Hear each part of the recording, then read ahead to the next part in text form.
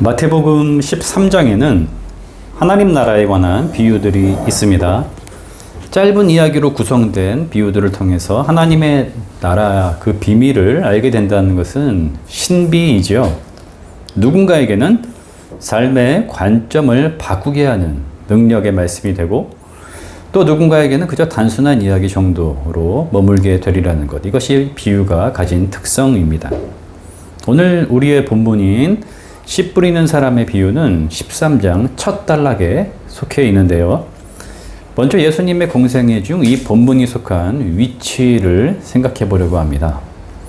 세례받으신 예수님은 본격적으로 하나님 나라를 선포하시고, 회당에서 선지자와 예언자들의 글이 실현되었음을 선언하셨으며, 병자들을 고쳐주셨습니다. 서기관들보다 더 큰 권위로 성경을 풀어 해석해 주셨기 때문에 그 소식이 온 땅에 퍼지게 되었죠. 그런데 한편으로는 적대감도 커지고 있었습니다.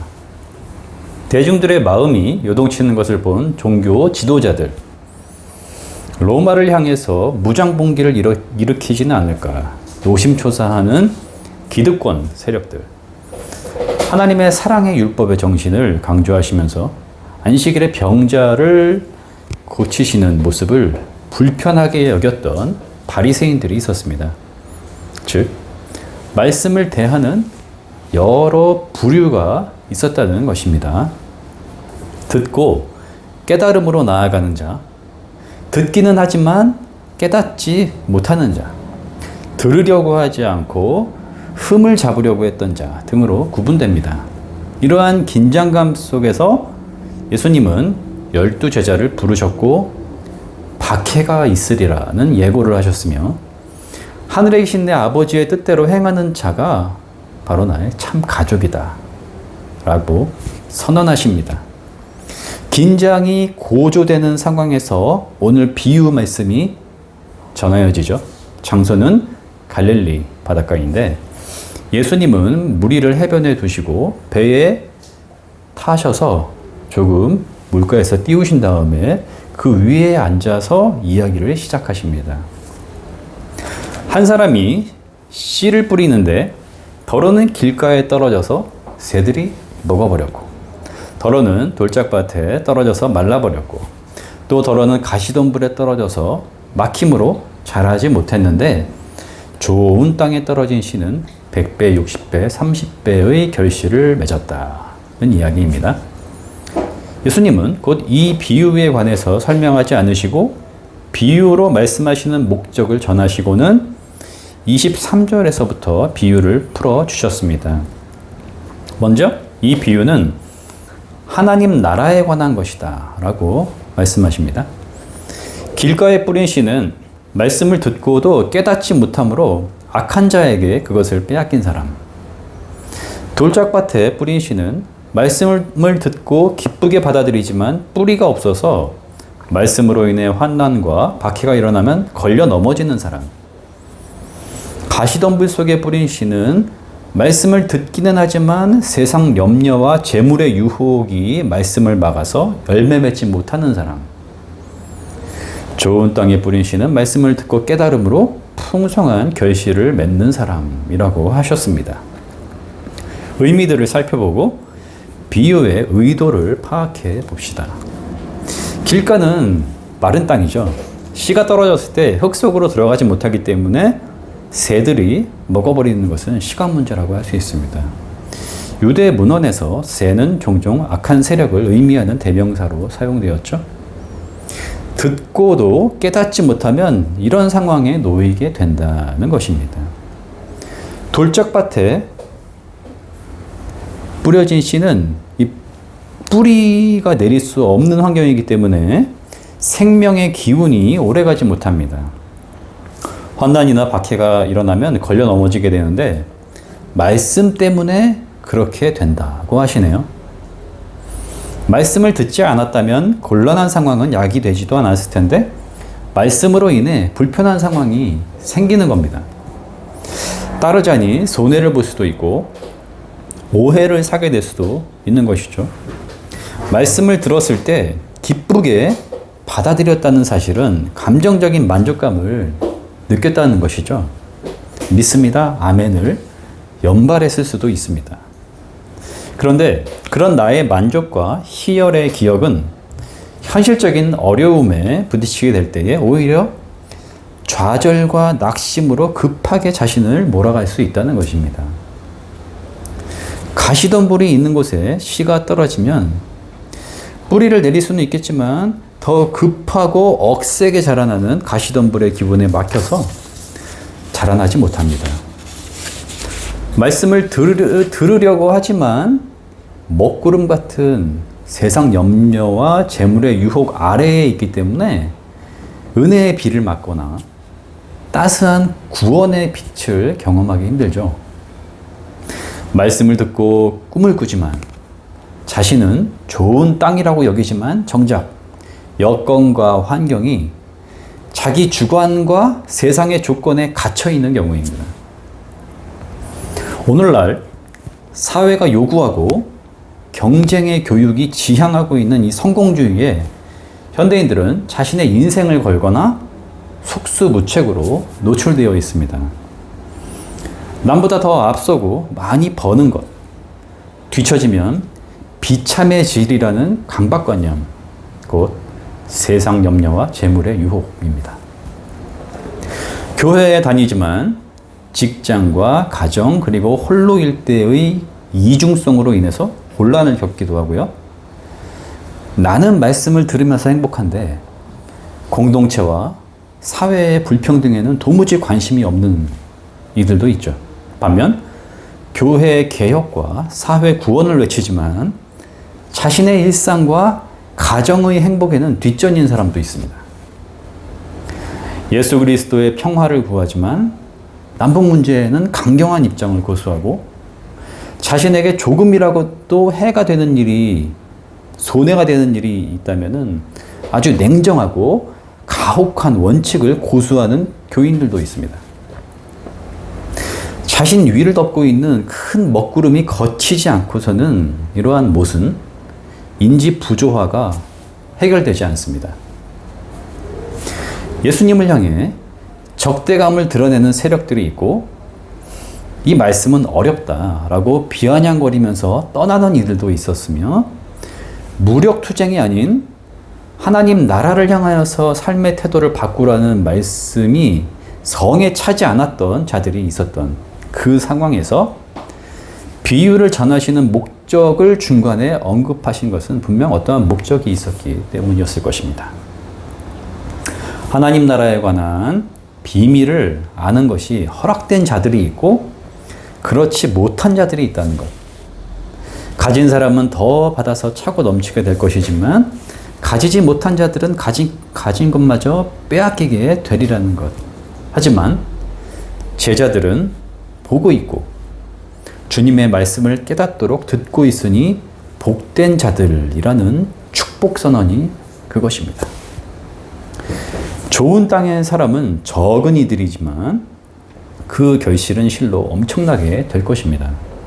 적은 자들, 구약의 남은 자 사상은 이스라엘의 역사와 성경에서 맥을 이어오는 중심 사상입니다. 하나님의 은혜는 누구나에게 열려 있고 그리스도의 말씀과 하나님 나라에는 차별이 없지만 다수가 아닌 소수가 그 은혜의 맛을 보고 하나님 나라의 풍성한 결실을 맺게 된다는 사실은 신비가 아닐 수 없죠. 지금 이 시대에도 마찬가지입니다. 여기서 잠시 다른 관점으로 이 비유를 바라보고자 합니다.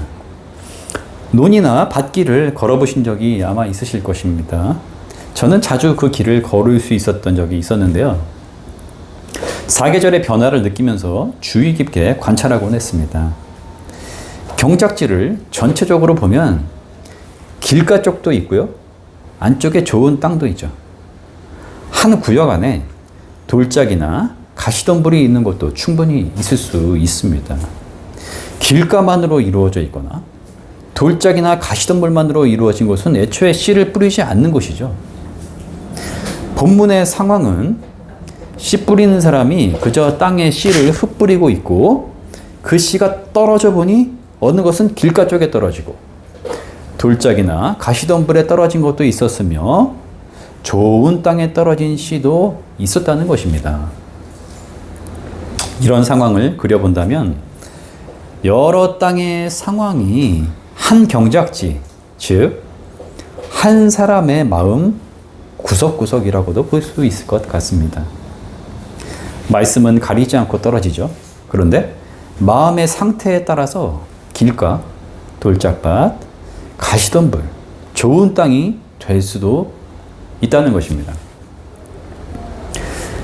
이 비유의 핵심은 말씀을 듣고 그것을 깨닫느냐 깨닫지 못하느냐입니다. 처음에 나오는 길가가 듣고도 깨닫지 못하는 사람이고 좋은 땅이 듣고서 깨닫는 사람이라는 점. 돌짝밭은 기쁘게 듣기는 하지만 깨달음으로 나아가지 못하는 사람이고 가시덤불은 듣기는 하지만 세상 염려와 재물의 유혹에 막혀 깨달음의 열매를 맺지 못하는 사람을 의미하죠. 만일 이 비유를 한 사람의 마음 밭으로 가정한다면 여러 마음이 아닌 듣고 깨달음이라고 하는 한 마음으로 준비되어야 한다는 점을 강조하는 것으로 읽을 수도 있겠습니다. 그렇다면 어떻게 해야 말씀을 잘 듣고 깨달을 수 있을까요? 먼저 들음에 대한 우리의 관점을 바꿔야 합니다.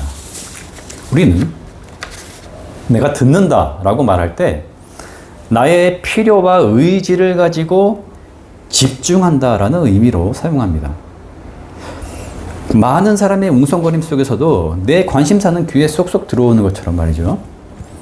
그리스도의 말씀을 이렇게 들으려고 할 때 나의 생각의 틀과 관심이라는 기준에 따라서 듣게 될 수 있습니다. 하나님의 말씀은 우리가 듣고자 해서 듣는 것이 아니라 우리를 향해 오시는 말씀이며 우리의 존재는 늘 그 앞에 서 있는 자입니다. 다시 말해 하나님의 말씀이 이 세상과 인간을 창조하셨고 우리를 사랑하시는 그 말씀이 육신이 되어 우리 가운데 사셨으며 우리를 위해 십자가에서 죽으시고 부활하신 예수 그리스도이시라는 것. 우리는 그 생명의 주님의 말씀을 듣는 자들로 살아있다는 것입니다. 인간은 스스로 말씀을 찾을 수도 들을 수도 없으며 오직 우리에게 말씀하시는 하나님의 뜻을 들을 수 있을 뿐입니다. 구원은 인간의 내면이나 세상의 원리에서 찾을 수 없는 외부에서부터 오는 하나님의 은혜의 사건이죠. 이렇게 말씀을 듣는 자로 예수 그리스도께서 우리를 세우시는 것처럼 우리를 말씀으로 깨닫게 하시는 이 또한 예수 그리스도이십니다. 이 비유의 핵심인 깨달음은 율법의 열심, 자기의, 세상의 성공, 성실함 등으로 이룰 수 있는 것이 아니라 오직 예수 그리스도의 말씀을 들음 밖에는 길이 없습니다. 길가처럼 단단하고 굳은 마음의 그 종교 지도자들, 율법학자와 바리새인들은 하나님을 자신들이 안다는 생각에 그리고 자기 의에 빠져 있으므로 그리스도의 말씀 앞에 서지 못하였고 깨달을 수 없었습니다. 세상의 지혜와 성공을 대표하는 로마의 총독 빌라도도 마찬가지였습니다. 자신이 부족하다고 여기지 않기 때문에 필요를 느끼지 못했고 주님은 그 앞에서 침묵하셨습니다. 오늘날 교회에 열심히 다니는 이들 중에서도 성경을 많이 읽고 안다고 자부하는 이들 중에서도 말씀 앞에 자신을 오픈하고 겸손히 세우지 않으며 자기 의에 빠진 이들이 적지 않을 것입니다.